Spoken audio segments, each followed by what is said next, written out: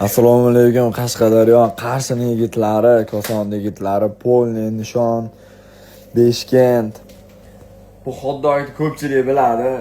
2022-yil, 21-yil, 19-yillari Qarshi xotdogini birinchi marta yeb ko'rganman, qishloqdan kelib, markazga kelib, o'shanda ta'mi esimda qolganman. 2025-yil o'zi tugash vaqtiga kelyapmiz.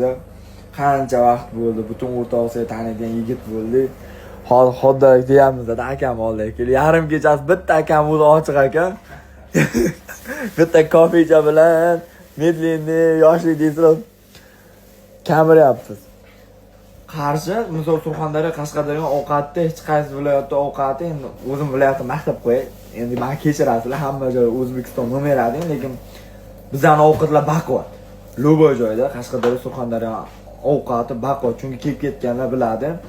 Doimo kelguncha oshqozonga tez hazm qiladigan dori olib keladi Qashqadaryo, Surxondaryo mehmon keyincha boshqa viloyatdagilar. Lekin bizda mana shunaqa xotdoglar ham bor. Mabodo takka. Shuni o'zi ham boshqa viloyatlik ba'zi bir yigitlar darinasini ko'tarib qo'yadi. Bo'yni qalin boshqa viloyatdan bolalar bor. Bo'ynini qalinligi belimdan qalin bolalar bor. Ularniki gurga cho'pichalik bo'lmaydi oshqozonida, lekin uncha-munchasini boshini ortib qo'yadigan xotdog bu. Qizlarga olib boraydik. Jentelmenligimizni ko'rsatib. Aka rahmat, qo'lingiz dard ko'rmasin aka. Mujik.